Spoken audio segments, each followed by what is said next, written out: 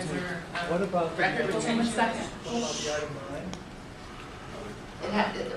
Both parties are here, and he has not asked for a continuance. Maybe you missed that.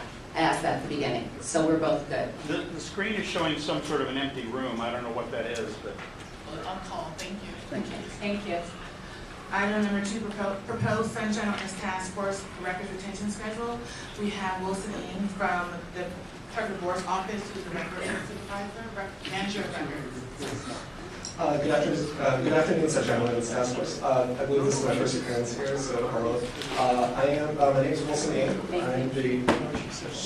I am the records manager for the Clerk of the Board of Supervisors, and I've been appointed in my capacity effective April. And prior to my position, the records manager position has been vacant for 5 years, and which brings me to why I'm here today, because I'm here today to present to you proposed updates to the records retention, to the task force items in the records retention schedule, and hopefully provide you some administrative perspective. And the updated schedule that you see attached to your agenda, was prepared in collaboration with your Sunshine Ordinance Task Force administrator.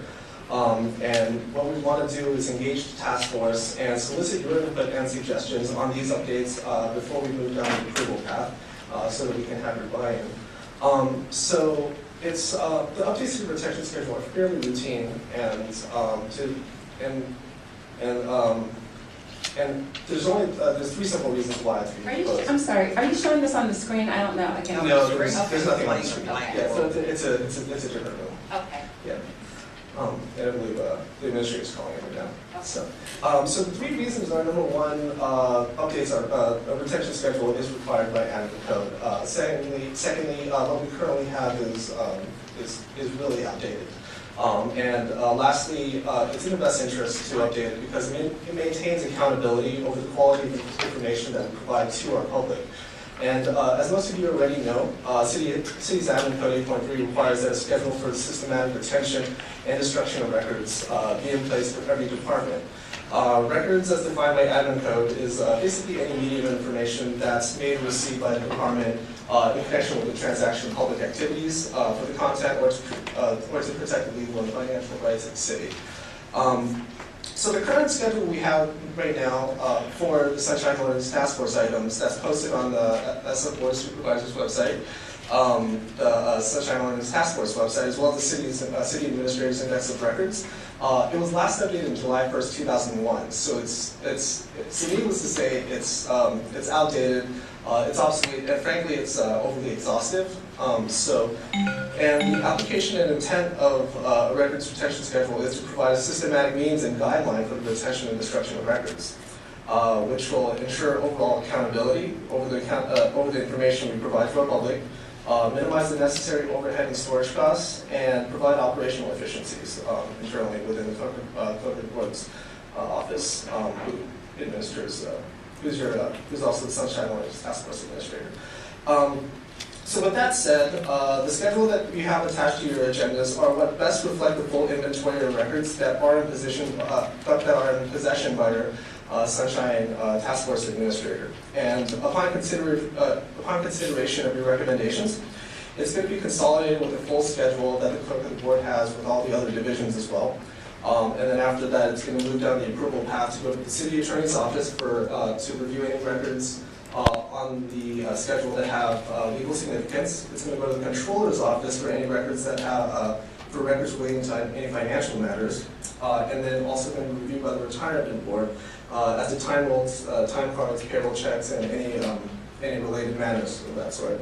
So, and then lastly, after it goes through the entire final approval path, the schedule is also going to be submitted to the City Administrator's Office for inclusion into the citywide index of records, which is inclusive of all city departments. With that said, if you're curious about what's been changed on the current schedule, we did some analysis and we basically cleaned it up to focus on the preservation of the content for the department, reducing any duplication and conflicting durations that we've seen that are on the existing schedule. And then we also provide a lot more clarification actually on the descriptions of the records. and expanded them so that they're a lot more meaningful, so that when the public looks for a record and wants to see what inventory of records a specific department has, they can clearly, it's all clearly defined as to what's there. And then I also included references to supporting legislation that supports staff retention policy for those particular items. And just as a general disclosure, the schedule serves merely as a guideline for the departments, and any department or staff can elect to retain any record for longer periods as required, and it doesn't absolve any responsibility to maintain records that are relevant to public business. So, but then it does meet the requirements of City Admin Code 8.3, and then provides us a systematic means and guideline for the retention and destruction of records. And with that said, I'd like to open up the floor for any questions and feedback that you might have, and we'd love to be receptive to that. Other number, Thanks. I did have a chance to review the materials. I did not compare the proposed schedule to the current. I'd like an opportunity to do that. No problem. I understand that we don't need to act today, but we'd like to do this soon, so it's not another 12 years. Sure. I get it. Yes. I just wanted to raise a few concerns. There is a category for general correspondence and communications, Right. for which you're proposing a 3-year retention period. Right, which is reflective of Consistent with the other divisions? Okay. It's consistent with other divisions and consistent with what is on the current schedule that's been approved. Okay. And I'll be glad to have conversations off of that as well. And we'll talk about that. It may be, I'm thinking that a slightly longer period may be appropriate, 4 or 5 years. I don't know that it's a big deal. Okay. There is no proposed section about appointments of members, and I think that whatever files on member appointments should be permanent records. So if we need to refer back to who served 10 years ago or 15 years ago, we should be able to do that. I assume that we have files, some of which may be duplicated elsewhere within the board, some may not, because we, in theory, have an ex officio member appointed by the mayor. That wouldn't be reflected elsewhere. And there was one, things like press releases and other sorts of matters are probably general, so they probably fall into that other thing, but they might also warrant a longer retention period. I also wanted to explore a little bit about paper records versus electronic retention, which I know you're in the middle of and dealing with. So those are some of the concerns I had, and I'm happy to meet you next month. And I think that we're pretty close to approving, or I don't know if we're actually approving or if we're making a recommendation to the clerk of the board as part of the approval path. But I understand that. Right. You would be making a recommendation, and I do have a response to a couple of those items that you addressed. Sure. So as far as communications, the communications 3-year retention, just want to make clear that the proposed correspondence are only for correspondences that don't pertain to a complaint file. Right. So anything that's not part of it. And then as far as member files, so we agree that that would fall under the realm of a personnel record, which is permanent. And that information, it can be generated off of PeopleSoft or... Not necessarily those types of records, though. So that's why we need to sit and talk. So we can definitely have that conversation. Okay. And then, yeah. I also wanted to understand better the implications of this change. Are there a group of records that we're now retaining pursuant to the old schedule that would likely be dumped as a result of implementing the new schedule? You don't have to answer that now, but it's something to think about. And are any of those records which might be useful in the future for whatever reason? We should also perhaps think about what records are duplicated elsewhere in the city attorney's office, either with our designated deputy or with the supervisor of records or other kinds of places. And in some cases it makes sense to have duplicate locations, in other cases it doesn't, but so long as somebody has it, right? If the city attorney, for example, is going to make a permanent record of the supervisor of records reports, then maybe we don't need to keep them for so long as we know that they exist somewhere. But anyway, those are some of the things. we need to explore. Right. And the intent of when we created this was for the preservation of the content and not preservation of the medium. Right. Right. So One location. Right, or location. Right. So regardless of whether it's in paper format, whether it's in digital format, whether one department has it or another department has it, we wanted to make sure that that content was preserved, regardless of what the retention schedule says. So, and again, I'd be glad to engage in additional discussion with you if you have any specific example, more specific cases, and I'll be glad to kind of walk you guys through just exactly the inventory of records that we do have in our office. I'm happy to take this on for next month unless anyone else cares. I see everyone jumping. Liberty has we have some comments and questions. Well, just coattailing for a minute or three on that separation or distinction between paper and electronic records. You are probably aware that the Committee on Information Technology and the Department of Technology are involved in a seemingly interminable project to consolidate and upgrade the electronic system, the system for backup, storage, and retrieval of electronic records. I don't know, do you have any idea on where they are in this, and has the work they've done so far given, opened up any more capacity, storage capacity or bandwidth? And when they've completed it, what are we looking at? What additional abilities will that give us in terms of storage, backup storage and retrieval? No, we have approached COIT and requested for digitization resources first of all, and we have been involved in conversations with them.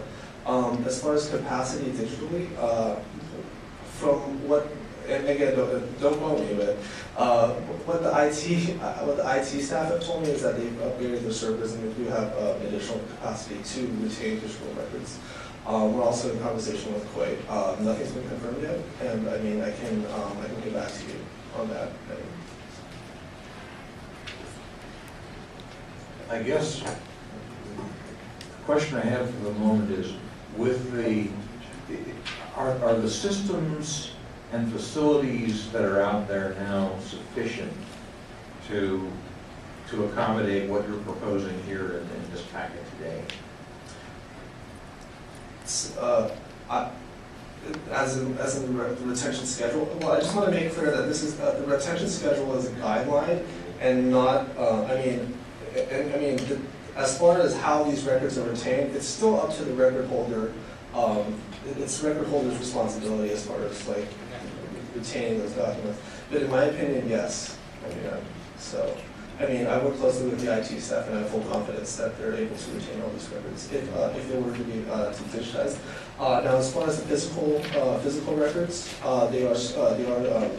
they are managed by a city vendor, which multiple other departments use as well, and we do hold them accountable for anything that they hold for us. So. Are there any more questions or from the members?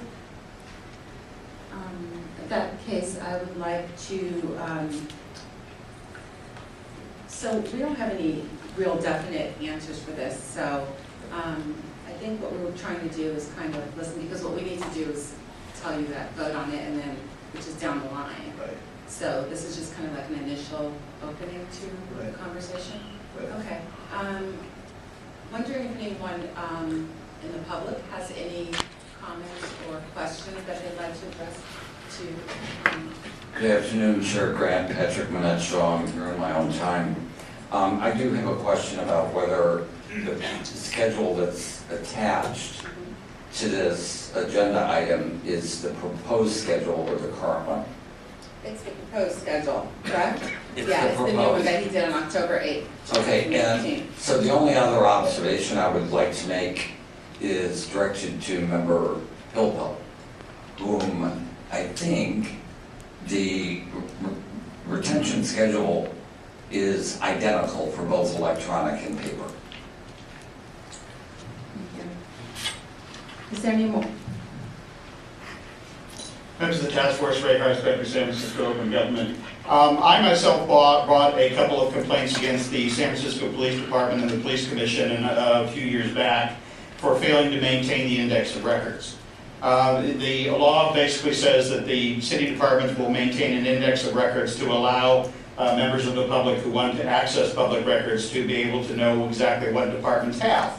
And you would go to the website or the index of records and you would click on a link and it would take you to a dead end.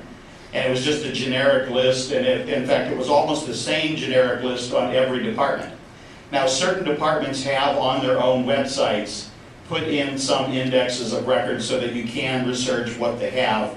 But I would like to have you, or ask you to consider throughout this process that if the citizens do not have the ability to research exactly what records and types of documents a department has, it makes it almost impossible to do a meaningful request. And a lot of the problems I think citizens have in the city is that they will pretend, even though they know what you want, that they don't understand what you want. And part of that is the fact that you ask for a specific document. If you have the index of records, you can look and say, I want this specific document, and they have a hard time fighting that.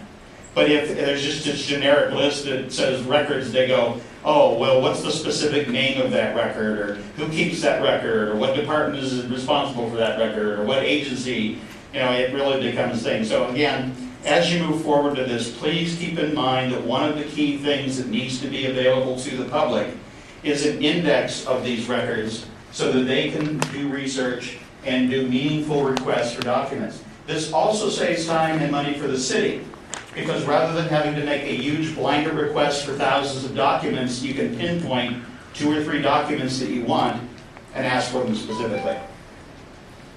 Great, thank you. Is there any more public comment on this issue? I see a 2-minute clock. Is that what applies here? Yes, for this, yes. There should be 3 minutes, and that's in the sunshine ordinance. It's up to 3 minutes at the call of the chair. It's not the call of the chair, it's not in the law, it's the person who's speaking twice. Because this was just, I just offered the opportunity for public comment, so we started. Thank you. The sunshine ordinance clearly states 3 minutes. The suggested schedule, first of all, I hope you do not take action today, because you certainly should have a comparison of old and new, and you do not have the old one here, as we learned from, in part, a previously asked question by a member of the public. Second of all, I certainly think that if it's correct that current records can be destroyed in less than 5 years, if their destruction or other disposition within a shorter length of time will not be detrimental to the city and county or defeat any public purpose, who is to determine that? It's very problematic to me to see that on page 10 of your agenda packet, page 3 of the memorandum, it looks like the Sunshine Ordinance Task Force Administrator and the clerk of the board are approving, at least initially, what anything to do with the schedule is. And I'm sorry, but that cuts you out completely, and that's not appropriate. The records retention schedule doesn't look too bad because most of the total retention periods shown are permanent. But I think that for meetings, well, let's start out. Policy until superseded, I think that's very bad. In case anybody wants to refer to, well, what was the old policy, or what do I remember of the old policy, or how does that compare to the old policy? That's number 8. Reports, the supervisor of public records, that's an annual report of what, 12, 20, 30 pages, only 7 years, that's bad.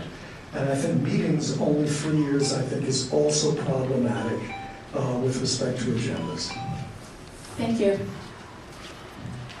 Is there any more public comment on this issue? Yes, there is. My name is Jason Grant Garza, and I've been before this farce, which I call the Ministry of Sunshine, because just like in George Orwell's time, everything here is not what it seems to be, exactly the exact opposite. when we speak about records and record retentions, it brings up an awful lot of curious questions. I'll be speaking to you guys later today in regard to probably my 4th or 5th request for medical records under the Department of Public Health, and each and every time prior, you guys have said, well, it is a public record. Each and every time the Department of Public Health has said, no, it's not, and we've had to redo this wheel 20 different times, because that's the nature. So my question about records is, do you guys keep any precedents of your prior decisions so that people don't have to go through this reinventing of the wheel each and every time the other side says no? Because nowhere can I find, that these comments were made, or the fact that, yes, I won my orders of determination, because apparently the Department of Public Health continues to state the same tried and true incorrect law interpretation that they've used for the last 10 years, and nothing has come from that. Speaking of record retention also, for example, I have an article here in 2002, speaking about the Sunshine Committee, the ratchet response I got, and how, of course, there was going to be Member Nee who's going to be on a committee to make sure these kind of things didn't happen 10 years ago. It's awfully, awfully discouraging when you guys get up and apparently are the shill for the city. This record retention stuff, what does it mean? What is a record? Are your decisions records that are easily, followable? Or as I've said before, I'm going to file another complaint against the Department of Public Health, and we're going to be through this rigmarole for the 5th or 6th time in the last 10 years, and we're just going to continue with the farce. Thank you. Is there any more public comment on this issue? If not, public comment is closed. Member Washburn? I just had a comment regarding what Mr. Hart said. I just wanted to make sure that we remember this important point in further discussion of this issue of retention, and that's the importance of having an index of records that's meaningful to members of the public. And he made an excellent argument that it's important for the member of the public who is interested in finding something, but ultimately it saves time and money for the city. And I do recall the case that he brought with the police department, and was part of working with them to help them get a handle on this. And I'm not sure whether this is something that Mr. Ng could take into account when you're developing the guidelines, or whether we need to work with COIT. I know we had conversations with them about how do we ensure that all of these records are easily searchable and so forth. How can we make finding a record pretty easy, the process transparent and efficient? So as I mentioned earlier, we are going to be collaborating with the city administrator's office, who is the holder of the index of records, and they're the ones that coordinate across all the departments. But we are going to be working very closely with them. For example, this format was dictated by the city administrator's office. We are adhering to their format, and we are categorizing our information accordingly. And we are going to be working very closely with them to ensure that all the Sunshine Awareness Task Force items, and any items that are within the jurisdiction of the clerk of the board, that they are searchable and findable and easily accessible by the public. Because I do find that as a primary purpose for the schedule. Thank you. It's a very important point that now's the time to really ensure that we do this right. Absolutely. Thanks. So it appears that we still have a lot of work to do with Mr. Ng. So can you come back up here for a second? So I'm wondering if, instead of kind of continuing this till next month, we all take a look at kind of what's been proposed before us and come back next month with suggestions for you. Would you be, is that something that's feasible for the members? I've looked at this, and I do think Ms. Washburn has a point about the actual content that is being retained, that it is important that we have it kind of like worded and can work in conjunction with you. Sure. So, yeah, so I think rather than continuing saying we're gonna make a vote on this next month, I think there's a little bit more we'd love to maybe propose. Absolutely. Okay, And, cool. I mean, that's the whole intent. I mean, we do want to open up the floor for any feedback that you guys do have and take that into account. Okay. Does that make sense? Do you guys, next month, that maybe if we have some more specific suggestions for you, Absolutely. that we could propose those at that time? Or do you need to January? Asking the members. Member Oka? Yes, as I'm listening to this, I forgot to mention during our comments that currently the records that are available are not very user-friendly for people with visual impairments because the Acrobat Reader does not read most of the electronic documents that we get. And I don't know why. Unless all the documents are scanned and not kept in its original form, because the reader does not read scanned documents. So that's not quite fair to people with visual impairments who rely on the reader to get their documents read to them. Sure. Okay, if that's the case, I think that is an important point, and we are going to work closely with the city administrator's office. It is their website, the citywide index of records, but we will make every effort to make sure that, to put in our recommendations that this should be ADA accessible. At the very minimum, we will speak with our in-house IT staff so that when it is posted on the Board of Supervisors website, that at the very least that's ADA accessible. So, of course, we can't, we don't have jurisdiction over what another city department, how they administer their website, but we'll make every effort to make that recommendation and put that comment forward. Great, and then we'll do the same as well. So, okay. Point of order through the chair to address Member Oka's concern. You would like to address? I would just briefly. Sure. Can you speak in the microphone though? If The readers, Member Oka, are not picking up the text. It could be because various city departments scan to PDF in different formats. Yes. Some of them are scanned as images, as pixels, True. and others are programmed to scan to what is called searchable PDFs. And I think if the city administrator and the Board of Supervisors would recommend that every document be scanned to searchable format, that may help with the ADA accessible issue. Yes. Got it, okay. Thank you very much for that. So that's a good note. Okay, I don't think there are any more questions. Can I get a motion to table this to offer our recommendations to Mr. Ng for next month's meeting, the December meeting? Move to continue to. Do I have a second? Second. Great, it's been moved and seconded. Second. So if there's no, is there any more public comment about this? I mean, I know we just talked about it, but through point of order. I just wanted to agree with the previous speaker. The difference between searchable and non-searchable is enormous and does not just affect those with vision problems or any other disability.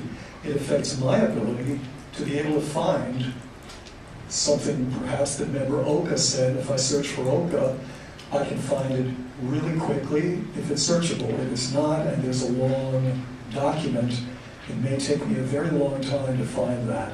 So that certainly would be a recommendation that I think would be useful to make with respect to all documents that are stored, that they be searchable, and the benefit would fall to everyone, I think. Thank you. Is there any more public comment on this issue?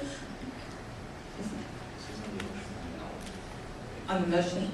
to continue this item? And I have one more last question for you, sorry. So one quick point. Uh-huh. That awful good government guide issued by the city attorney's office says that backed up documents are analogous to being in a dumpster and they don't have to be searched for.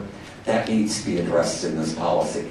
That if you're discussing records that are backed up, you need to make sure that the city attorney understands they are not sitting in a dumpster and they have to be pulled off with backup tapes.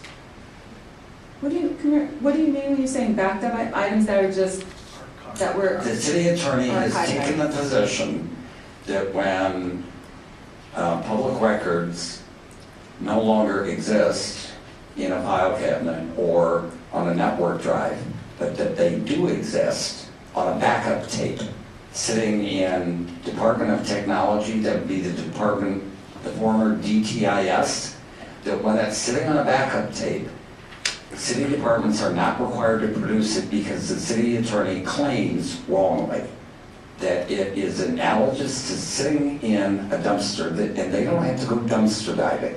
So any kind of backup records that could be affected by this policy that exists on backup tapes needs to be addressed. Got it. Thank you. Thank you. And Mr. Ng, so if we do want to compare, one last thing, we do want to compare this proposed schedule to what's before, do we just go back on the? Yeah, it's available on the Board of Supervisors website, also available on the Sunshine Ordinance Task Force website. So if you go to Board of Supervisors, sfbos.org, and go under Clerk of the Board, FAQs, Okay. and it's that's where the master list is. And then this.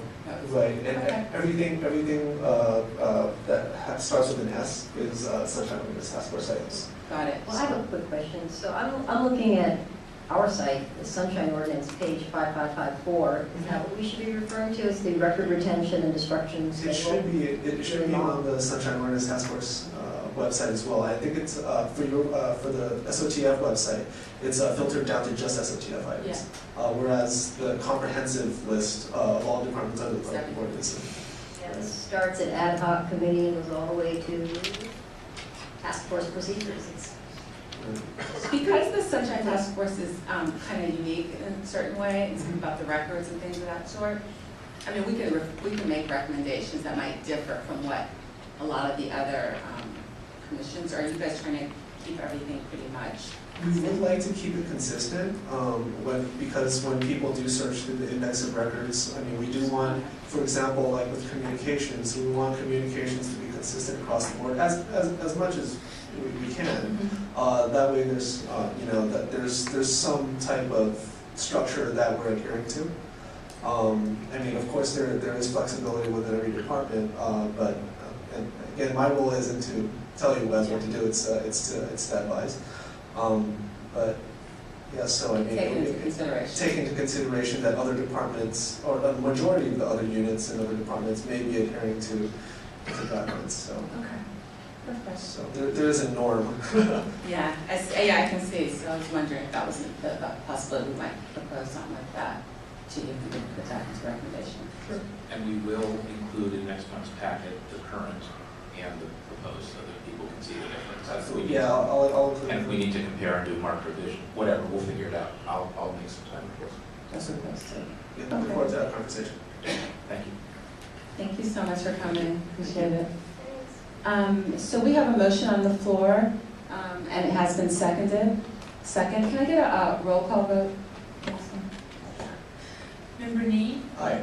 Nee, aye. Member Washburn? Aye. Washburn, aye. Member Pelpel? Aye. Pelpel, aye. Member Sims? Aye. Sims, aye. Member David? Johnson. Oh, this is still not right. Member Highland? Aye. Highland, aye. Member Oka? Aye. Oka, aye. Chair Fisher? Vice Chair today, Vice Chair this Fisher? last one. Aye. Fisher, aye. And Chair Grant? Aye. There are 8 ayes, you have it passes. Great, thank you so much. So see you next month. Thank you. Madam Clerk, can you go to the next item on the agenda? Item number 3, pending complaints and 45-day hearing rule, schedule of complaints. Okay, so I'd like to open this conversation up. This is about the fact, well, Madam Clerk, can you tell us how many cases we have on complaints we have right now that we need to hear? Pending, there are 40 complaints in the pipeline. 40. 40. 40. And how many were filed this is November, so in the month of October, there were how many filed? Approximately. In One October, approximately 10. Okay. And then September 10, or just to get an idea. September 1, it's like about 15. Okay. Okay. So what we're trying to do, Member Washburn asked me to bring this up, and I do recognize that. We've got to figure out a way to hear some of these, to hear many more of these cases. I know that we are trying to do this as quickly as we can. So just to give people an idea, I was wondering, because I tried to change the format so that we hear the complaints first versus how I think it was done before when you listen to the minutes, because I think that is a priority for us because there's so many complaints, just to try to hear these complaints. So for example, on January 16th of 2013, we had 7 complaints agendized, and we heard 6 of those, and 1 was given up. Compared to the year before, when there were 13 cases that were put on, complaints that were put up, and only 4 were heard. So when I look at that, I'm trying to get to the point that we can get a majority of those things heard. What concerned was April 4th, 2012, an example, like we can put a lot of cases there. There were 16 cases that were complaints that were brought before the task force. 9 were heard. What was more troubling, which is I don't want to waste anyone's time, I don't want to waste the public's time, I don't want to waste our time, is that 5 were tabled. So, and it ended at 11:17 that meeting, so if people waited that long, and I mean, you guys were here to know that more, and 5 of them, they stayed and their cases weren't heard. So I think that is not a good thing. At this rate right now, it's November, December, January, so the holidays coming up. If we were to implement like an extra meeting, it would take almost an extra meeting, 1 meeting per week, almost to like hear 5 cases to get us for the new year, because you think 5, 10, 15, 20, it would take us almost that many, it would take us 2 months. Adding an additional meeting per week, per month, you see what I'm saying? You need 5 cases you need that time to get up to speed. Remembering that we, weren't in session because we were not in compliance for a while, that brought a lot of issues there too. So just kind of knowing the facts, I really would love to open it up to you guys to see what kind of suggestions, thoughts, try to make this better situation so that we can get up to speed with these complaints in these cases. So, love to open it up for Member Powell, and then Member Washburn. I appreciate that this item is before us for discussion. I think it is serious, and it doesn't look like it's getting better. I think we have some options. We can, as you suggest, meet more frequently, twice a month, 3 times a month, every week, until we've dealt with the backlog, assuming that the rate of new cases being filed doesn't change substantially one way or the other. That's an option. That may be something we need to think about. We could change our procedures so that we meet more frequently in a different way. I have thought for some time that we could consider jurisdiction at one meeting and consider an item on the merits at a subsequent meeting if we find jurisdiction, and that we could apply that question of jurisdiction in a different way than we have to date. I am of the view that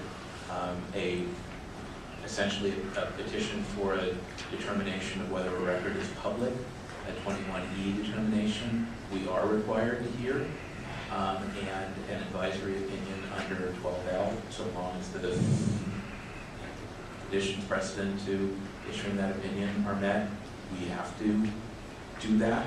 The other types of complaints that we hear with regard to the minutes, the other conduct of departments or other actions of various city officers. Our 67.30 complaints, for which I think we have discretion as to whether or not to hear, and I think we could exercise that discretion to hear some and not hear all of those. Selective enforcement. I mean, those are few and far between, the types of complaints. You know what I mean? That's not going to get us. Well, Not I'm like- just saying that we Yeah. could establish a higher bar for what we're going to hear. We could have different procedures for complaints that appear on their face to repeat allegations that have been previously heard by the body, or by this exact body, as opposed to the body 3 or 4 years ago.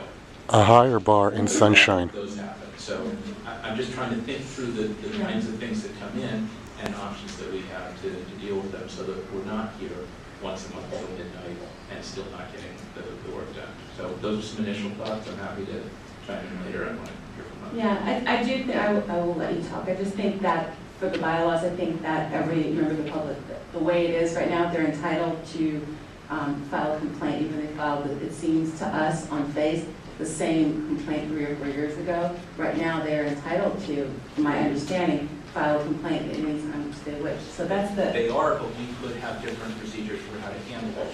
that's true. But then you're getting, yeah, okay. So Arbitrary and capricious. Yeah. I'm just saying that we have options. Yeah, I understand. Member Washburn? Thank you. Okay, before I heard what Mr. Pilpel had to say, I was going to say that I don't see any way around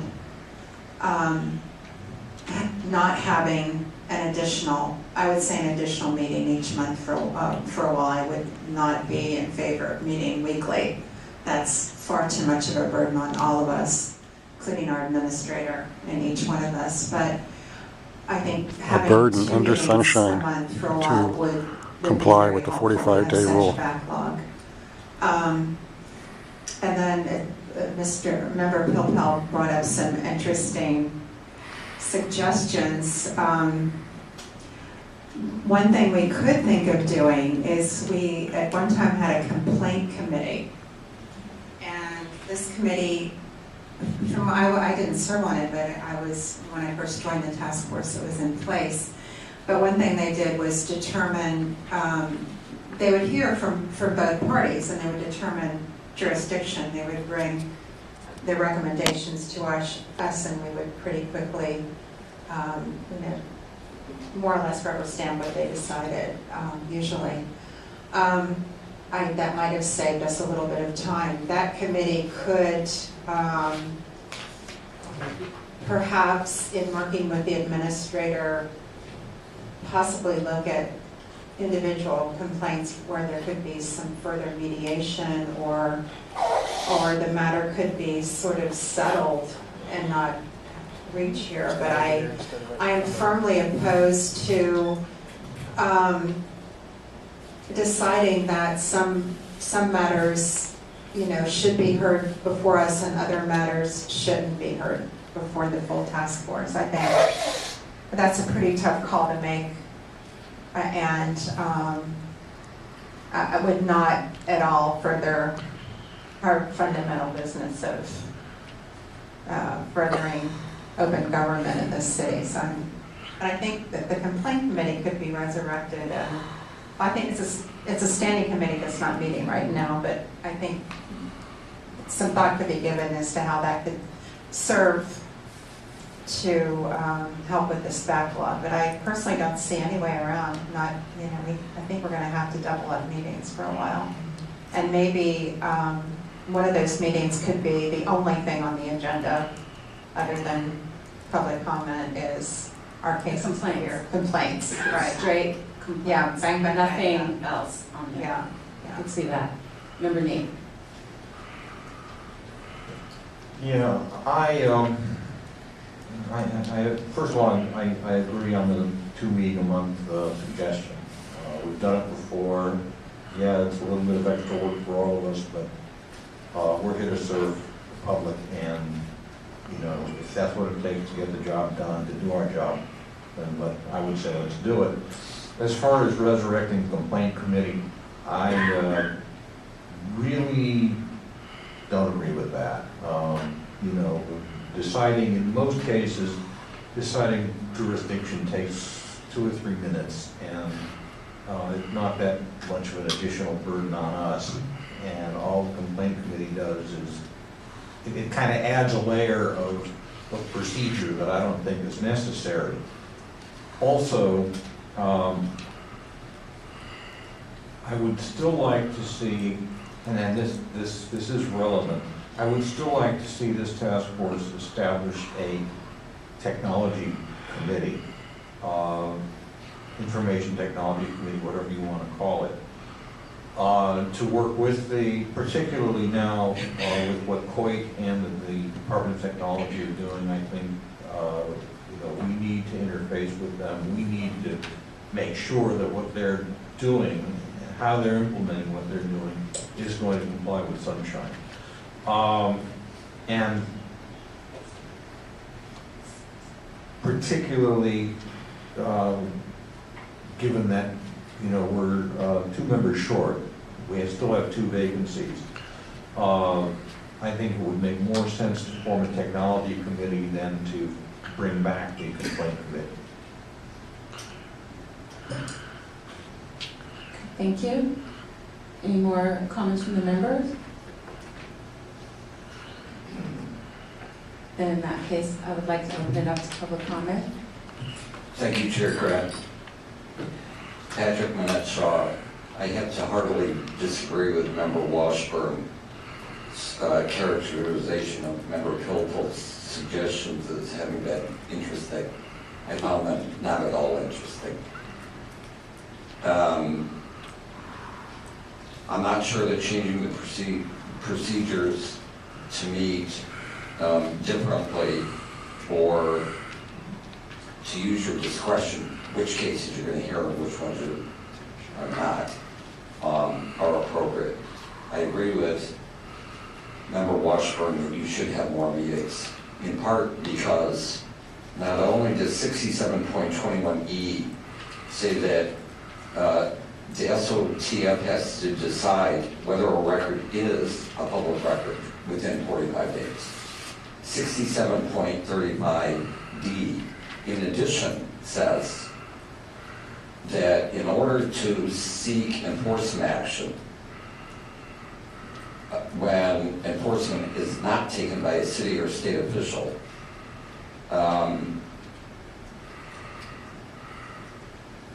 complainants are permitted to go into any court of competent jurisdiction to seek enforcement within 40 days.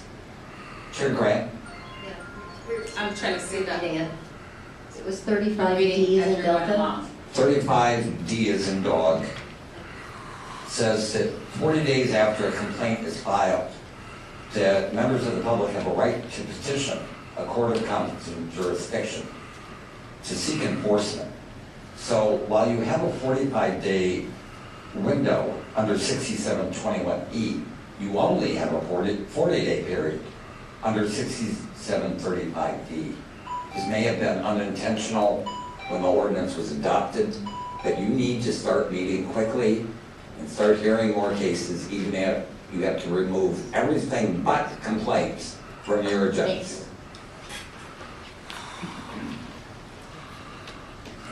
Members of the task force, Ray Hart, Director of San Francisco Open Government. I know when I come here and I yell at you about stuff, it's sometimes hard to differentiate whether I'm yelling at you or whatever, and I think it's a time that I kind of apportion the responsibility. One of the issues related to the 45-day rules is the fact that it has been over a year and a half, I don't even know how long it is, since you've had these 2 vacant seats. The Board of Supervisors has done absolutely nothing meaningful to fill those vacancies. You have 3 holdovers on the task force, which is also a problem. Now, I've said very clearly that Ms. Osbury is much, much better at the job she does and is much more responsive than either of the prior administrators, Mr. Darby and Mr. Rustin. And I compliment her on that, but I sometimes also have the feeling that she's caught between a rock and a hard place, where she is not given the resources she needs to do the job, and as a result, some of these things drag on. It is also an obstructive pattern by the Board of Supervisors and other city agencies. You know, they don't want to hear a complaint. For example, the one we discussed earlier where Mr. Song said, you know, well, we didn't get the documents, therefore, you know, we ought to continue this another month. That was filed in May, on May 1st of this year. They had 6 months to produce the documents. If they choose to wait until the last minute to produce the documents and then want to rely on that to get a delay, I think that's just letting somebody benefit from their own negligence. But I think one of the things that has to be clearly established is part of this responsibility is not on you, it is the Board of Supervisors and the clerk of the board who, for whatever reason, have determined that they are not going to fill these vacancies, they're not going to answer questions as far as when they're planning on doing it. And I tried to go before the Rules Committee, but they do not let you talk about anything unless it's on the agenda, and they're not going to put this on the agenda. Thank you. Is there any more public comment about this issue, suggestions?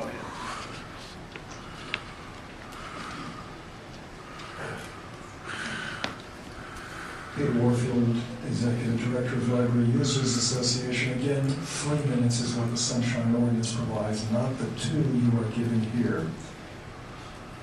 The chair says that she wants to put 6 or 7, or has put 6 or 7 items per month, and your administrator says 10 complaints were filed in October and 15 in September. You're falling behind even keeping current with what's currently being filed at that rate. I have been asking you for many, many months to put out front what's your backlog and how are you going to handle it. I'm sorry it's taken this long. I'm glad you're apparently trying to deal with it now. I think that Member Washburn's, there was a suggestion made to have 2 meetings per month. I think you should speed up and have as many meetings as late as necessary to take care of that backlog as soon as possible. And if you're worried about meeting till 11 o'clock, then meet twice a month. Certainly the old subcommittee method, which now you seldom have subcommittee meetings, required members to come twice a month anyway. From unfortunate experience with the complaint committee, which ended up, as Member Nee said, being just another layer, it was worse than that. It was a chance to spank members of the public who had complaints, to tell them, oh, you have to say this, you can say this much, but you can't say that much because now you're getting into the content. And then we started getting into discussions. What is the content versus what is enough information to determine jurisdiction? Member Nee's request for a tech committee, I think, is extremely valuable. The portion of this ordinance that deals with technology has never seriously been taken up, and it's badly needed, and I could certainly give examples if anybody would like even one. Thank you. Thank you. Is there any more public comment? Mr. Grossman, after Mr. Grossman, is there any more public comment Yes. on this issue? Yes. Because I want to make sure we get to general public comment. Yes, there Close to is. 5 o'clock as possible. I don't want this charged for my time. Section 6715C of the Sunshine Ordinance. Want me to read it, or do you want me to tell you what it says? What it says is, each policy body shall adopt a rule, providing that each person wishing to speak on an item before the body at a regular or special meeting shall be permitted to be heard once for up to 3 minutes. There's no rule here, it's not the call of the chair. For every meeting of this body that I ever attended until this meeting took over, you got 3 minutes, and I'm talking about 7 years of meetings. So change the clock, reset it to 3. I'm not going to change it because it is for up to 3 minutes. You're going to have to do it. No, I don't have to.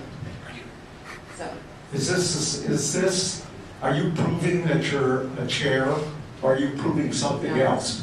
just proving I'm. Are you going to charge the time that I This is just... your time. This is your time. So however you choose to deal with that, public comment, I will allow 3 minutes on general topics. But for this particular matter, I'm going for up to 3 minutes. You don't deserve the effort I put in. Thank you. Hello, once again, my name is Jason Grant Garza, and having heard this 45-day rule thing and everything else, I'm a bit perplexed because for the last 10 years, me coming here and filing IDRs and asking that the IDRs up for a hearing, they never happen within 45 days. As a matter of fact, I never even get a response till after the 45 days, till I've asked, well, why haven't I been responding? Case in point, according to the administrator in September, there was 15 filed.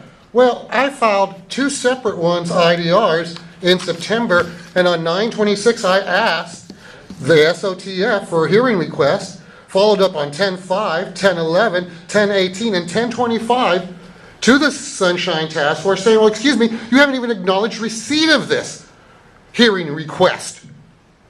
Mind you, yes, I have the paperwork. I also have, evidence from where these little tactics have been used before, where the 45-day thing isn't even scheduled. The hearings are not even scheduled. There was no acknowledgement or receipt of my email requesting the hearing from our competent administrator. This was, like I said, the IDR that I submitted to the Department of Public Health was on 9/21. When it wasn't fulfilled on 9/26, the IDR, I requested a hearing through the administrator. And like I said, followed up on 10/5, 10/11, 10/18, and 10/25. The other one was against the San Francisco Police Department for an IDR. I still have not heard from anyone. Amazing, isn't it? 45 days, and I've not heard from anyone. Let's see, I filed the hearing request on 9/26. It's now 11/6, and I've not even had an acknowledgement of having asked for a hearing from the competent Ministry of Sunshine. Oh, what a wicked web we weave when we intend to deceive. Thank you. Is there any more public comment on this matter? If not, I would like to go back to the members and see if there's a suggestion, a motion. Knowing that it's November and December before we make a decision, I want to make sure that we have a quorum. If we do decide to do an additional meeting per month for the next couple of months, think about that. So I don't want to say we're going to do it and then we don't have a quorum and then it doesn't work. For me, I think that an additional meeting would be fine solely with the issue of the complaints on it. So you put nothing else on there, public comment. That would be the only item that I would want to see on there. It is a matter of the room and all that kind of stuff though. And I would just keep it to one additional meeting per month to be realistic. So with that, Member David? I'll be out of the country November 13th to the 23rd. So. Okay. When do you propose to start? This is November, so I mean we could start it, which is... Today's the 6th. Yeah, I want to get your guys' opinions about this. Member Dean? I believe that the chair could announce, and if the city attorney and or the administrator will correct me if I'm incorrect, but I believe the chair could announce tonight that we will have a task force meeting, special task force meeting on 20th, which is 2 weeks from tonight. But the problem is, and Madam Clerk, correct me if I'm wrong, that you have to check about rooms that are available, so it's not that easy. You can't Okay. just, I can't announce it because there might not be a room available that day. So, Well, maybe we should just, I mean, I can send an email. maybe we should plan to start in December. December. It would be easier on the administrator and Yeah. everyone concerned. So knowing that our, remember some, I was going to say, knowing that our meeting's December 4th, that then gets you into Christmas, which is difficult. I don't think we have to do it on Wednesday. No. I mean, I was going to suggest looking at all possible days that rooms are available. Might be a way to get into this quickly. So you know what? Yeah. So why don't we do this starting in December? because. Why in not? that What's way, further we're delay? trying to see what rooms are available after our December 4th meeting. But I would request that up to the 20th of December, because then people are gonna, for holiday purposes, that week of Christmas, and the week after is New Year's. So you can find a room anytime. Is that cool? Yeah, I think we should keep November on the agenda if we find a room, and we still have 2 weeks. But we won't have time to, And also, yeah, and that's to make sure, and to get the complaints out. The administrator, she can't get that in enough time. That's not giving, allowing her enough time. 2 weeks from now, when We don't know if we have a room. That's the Well, problem. I'm doing the if then, you know. But we would have to announce it tonight. We need 2 weeks notice to announce that when you send it? Because she'd have to then get the complaints prepared, so, you know, that's it's a lot. But we have the issue of room availability, which I know between now and the end of the year, talking to building management, rooms are very tight as far as their availability. And then the next thing is gathering all the information as far as complaints to set an agenda. And Sounds giving like December proper is- notice to the responders December. and complainants. I'm gonna leave it to Madam Clerk, so, she can't come up with it, it's not. So, yeah, so you know what, let's do this in December. Madam Clerk, if you can come back to us about dates available, that would be appreciated, and Is then, there, I was gonna say, is there any way that we can get dates sooner rather than later, so that we're not, yeah, she'll, yeah, yeah. I can like even before the meeting? Right, I can actually send an email to building management this week and ask for all availability for December up to the 20th. Yeah, okay. Perfect. Thank you. So, Yeah, wait, Member Popo? I don't think we need to vote on this, I think we're just sort of giving. Yeah, direction. let's do it. If we do start this in December, I have no objection. If we want to try for the first Wednesday for the regular, as we've been doing, and maybe the third Wednesday if we can. If Are you saying in December? Yeah, but at this point, I would suggest that we sort of try it for a few months and see where we are with the backlog. I don't think it's gonna take just one meeting. to No, get that's through true, this, but so- that's I would like to get that packed Yeah, and no, stuff, we need to and then try. she will Right. definitely, So what I'm saying is when we're reserving a room, that it not just be a one-time, but we look for oh, I see what going you're saying. availability. And if it means that we're in 406 on the third Wednesday and only in here Oh, on the that's first, fine. so be it. Yeah. Just so long as we can make it work. Yes. And I agree with your approach to just have complaints and public comment at that second meeting. Yeah. would it help to tell Madam Clerk the days that we think we might be available and others? I mean, usually it doesn't work for you, I remember. No, it does now. It does that? Totally free Tuesdays. So, So the other thing is, And you're because proud of